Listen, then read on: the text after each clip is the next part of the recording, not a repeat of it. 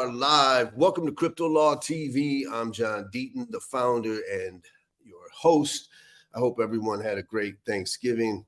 I did. Very thankful for everyone out there. Obviously, it's a good day in crypto. Bitcoin's up.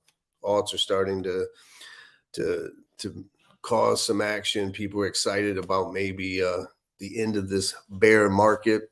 Something important happened, I believe, that helps us move forward, and that is our topic today, which is this Binance settlement. And there's a lot of interesting things about this Binance settlement.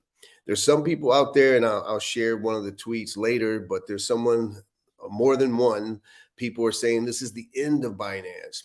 People are claiming that CZ is going to spend extended period of time in prison, and that Binance will be liquidated eventually and sold off and all of that stuff. We're going to talk about it. I think I agree with Brian Armstrong of Coinbase when he said that this was a monumental settlement that is going to help move the industry forward. But more important than anything is that we learned something that distinguishes the Binance situation from the FTX. And I think that was lost on a lot of people. And it's something that I'm going to highlight today and talk about. But obviously, there was a $4.3 billion monumental settlement. That was the number one factor, I guess. The second part of the settlement was that CZ would resign and away from Binance. In fact, today he resigned as chairman of the board of Binance USA, and that lasts for 3 years. And he pled guilty to specific charges that we're going to talk about. And according to those charges that he pled, the maximum sentencing guidelines, which don't have to be followed, could mean that he serves up to 18 months if the judge were to find the maximum guideline and apply that guideline. He could go above it, he could go under it, and we'll talk about that. But before we do, we talk about the settlement. I think people got to understand the Binance story. And when you think about it, it really kind of shows you the growth of crypto. Binance is only 6 years old. Think about that. In 2017, my understanding is that CZ, as a software engineer, learned about Bitcoin and then immediately went all in. And in 6 months of starting Binance, it became the world's largest, by far largest exchange. And so that is historic in 6 months. And so at one point, I don't know what it is today, but at one point, to give you a comparison, I believe Binance was 10 times larger than Coinbase. I don't know what the ratio is today.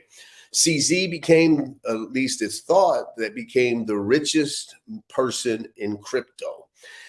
Some people view CZ as a hero. You know, they say, hey, he brought more people to Bitcoin and crypto than any other person alive. Some people view him as a criminal. And we're going to talk about a little bit about that. So understand that when you're growing that big, there's a conscious decision was made. So I'm going to call it like it is. Binance knew that there were these issues about countries like Iran that were maybe using the exchange, and that's a sanctioned country, knew that their anti-money laundering program, if you will, or procedures were laxed.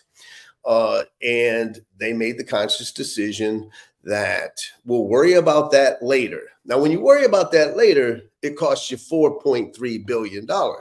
But at the same time, you expand, you grow, and I think that's what happened. And I think when we look at the Binance story, we have to look at Binance today versus Binance in 2017 to 2019, because I think there are two different stories. Now, we have a new CEO at Binance, a guy named Richard Tang, and he recently gave an interview on Coin Bureau. I looked at it briefly, and he comes out and he says, listen, we made missteps and we made mistakes, but we owned up to it and it's allowing us to move forward.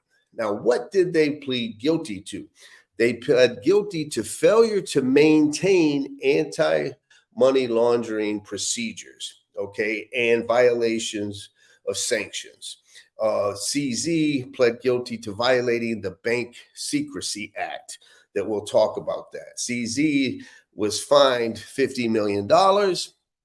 He is either going to get probation for 5 years, or he could get house arrest, or he could get 18 months, or he could get a year, but he's allowed to keep his stake and as the largest shareholder of Binance, pay $50 million fine. To me, that'd be the equivalent of me paying $100 ticket, probably a speeding ticket. That's not an issue.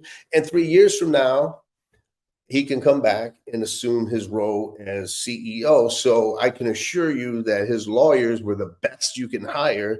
And we're telling him this is a no-brain situation. Now, what's very interesting about this case is what just recently happened yesterday. After this monumental deal, the government said, hey, we don't want CZ flying back to the UAE because he's a flight risk, and that he's actually facing real prison time. And I was a little surprised by that because CZ made himself available. He allowed the government to come in and look at all the books and to aggressively look at everything. Customer deposits, where the money was, is it backed one-to-one? Did they ever misappropriate funds? We're going to talk about that in a minute, all of that. And he cooperated fully, pled guilty, showed up in court in Seattle. Yet they said, we don't want him leaving because we think he might not come back. And they actually said that the government may argue for the maximum and that the guidelines the judge shouldn't follow. So the government intimated that they still want a pound of flesh from ZZ, literally, and take his liberty and freedom. Now, whether that means, again, actual prison time or no prison time is going to be fascinating. But the judge agreed with the government's motion and told ZZ, you can't leave. You have to stay until February in the United States. You're not allowed to travel back home because of this potential for flight risk. And where he lives, it does not have an extradition agreement with the United States. And so that's very, very interesting, which shows you that the government still wants a pound of flesh. Now, here's the good news that a lot of people missed. The government went in, and the new CEO brought this up, and they aggressively looked at all of the data and the books and basically came to this deal. The DOJ, the Treasury, and the CFTC. We're going to talk about the SEC in a minute, but they all agreed. And what wasn't pled guilty to? No misappropriation of customer funds. It appears that the money was there. This isn't an FTX situation, people. The money is there. And the new CEO said, listen, if everybody wants to take their money out today, they can do it. They're not concerned with a bank run because they've guaranteed that there is one-for-one backing. Now, I got to believe that that is accurate, because if it wasn't, the government would have forced CZ to something else. There would have been fraud involved. Instead, CZ agreed that he violated the Banking Secrecy Act and dealt with a sanctioned country. That doesn't mean that CZ actually laundered money. It just meant that he didn't have the procedures in place to protect from others possibly laundering money. That's all it was. Okay. And so we're going to talk about that a little bit more, but that's very different than FTX and SBF, where they took the customer money and they paid for real estate and they paid for everything else, political donations and all of that. No misappropriation of customer funds. That's huge news, in my opinion. Now, Who was missing in all of this? Where was the SEC? You had the CFTC agree, you had the Treasury agree, you had the Department of Justice agree. They were all there at the microphone, but who wasn't there? The CFTC chairman was there, but Mr. Gensler was not. In fact, to not let this get everyone in a good mood, the day before, or it could have been the day of the hearing, we learned of the lawsuit against Kraken. But there's something else that came up. The Wall Street Journal reported that the SEC is aggressively seeking to more evidence for fraud. Now, remember the SEC complaint, all right, against Binance alleges fraud and alleges misleading people and lying to the public and whatnot. That's not alleged in the Coinbase case, okay? And so because of that, we know the SEC is still coming after Binance and putting the pressure on. And so Gensler is in full anti-crypto mode. Nothing has changed. He is not going to pivot. Remember what I've said. I believe the only time that Gensler is going to pivot is if we get a favorable ruling from Judge Failure in the Coinbase motion to dismiss, because I do not believe that the Solicitor General will agree to an appeal of that motion if Coinbase wins. Until something like that happens, or until Larry Fink or somebody calls and says enough is enough, we've got our share, which we're going to talk about here in a minute, come to the table and come up with some sensible guidelines and regulations. Expect the anti-crypto army led by Gary Gensler and Elizabeth Warren to move forward. Okay, so the good news is customer funds seem like they were sacred and protected. Seems like we had a one-on-one with Coinbase, with Binance. Now, what is who do I think this is good news for? I think this is good news for Binance. Now, there's some people who disagree with me. In fact, let's pull up a tweet of someone that I just saw recently. I call it the Doomsday Binance tweet, where someone tagged me on it and basically said that they believe that this is the beginning of the end of Binance and that the legacy institutions will come in and get all the goods. Now, I agree with some of that, not necessarily as the end of Binance, because I don't think it is. And I think that 3 years from now, CZ will return as CEO. But that tweet reminded me of something that I said on Charles Payne. And so I want to play that right now. And what I think what's happening is that cryptocurrencies and Bitcoin is one of the few times in history where the individual kind of front run the industry, if you will, and the hedge funds. And personally, I think that Gensler's attack on crypto is to allow the hedge funds and the Wall Streeters to come in, crash the market. They come in and then, by the way, they do that with the stock market. Now, I was thinking, I'm a Coinbase shareholder. In fact, when Coinbase dropped to $45, I talked about how I was going to buy, back the truck up and all that kind of stuff. And so let me share that with you. But, let's look at who is a shareholder of Coinbase. Let's pull that up. We'll go back. Let's first go back to the other one, please. The other Coinbase right here. Look at that. Vanguard and BlackRock, right, are two of the three top. And I think because ARK Investment may have sold some of their Coinbase shares, BlackRock may be number two. But between BlackRock and Vanguard, you're talking about almost 12% of Coinbase is already owned by these legacy players. And you don't get any bigger or more legacy than BlackRock and Vanguard. And of course, I can't help to mention that Vanguard basically manages 90% of Gary Gensler's $120 million fortune. I can't let it go either that in his first year as SEC chairman, or first 18 months maybe, Gary Gensler met with Vanguard 7 times. times. So clearly the conflicts of interest issue that we've all been concerned with in crypto is out the window with Gary Gensler too, because he meets more with his personal manager of his personal fortune than anyone else. And so, but the point is that now we see BlackRock, who is owns 5-6% of Coinbase already. I predict that goes up because let's pull up the other visual of Coinbase. Look at these spot ETFs. Look who is the custodian, if you will.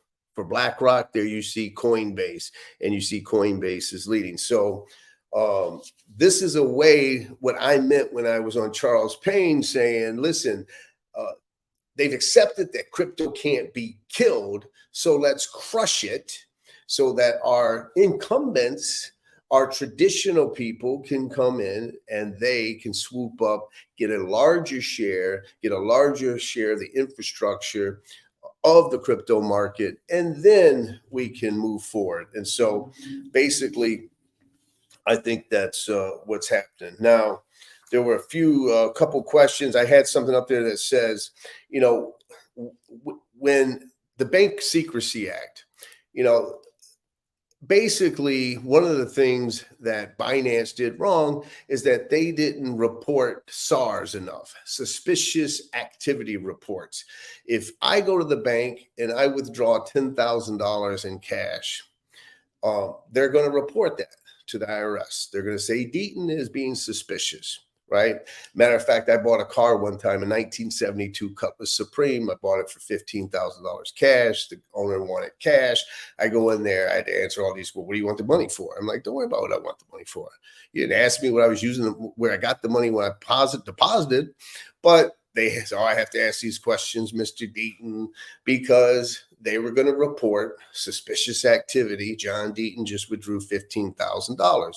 And so whenever there was suspicious activity on Binance, they should be reporting to the U.S. government, i.e. Iran, North Korea, or whatever. They weren't doing that. And so, you know, that's one of the things. These KYC, AML, you've got to have them in place. Interesting for the Ripple people out there, XRP world, is the FinCEN settlement that Ripple had to pay $700,000 for was because they didn't do good enough KYC with Roger Ver, who was one of their shareholders.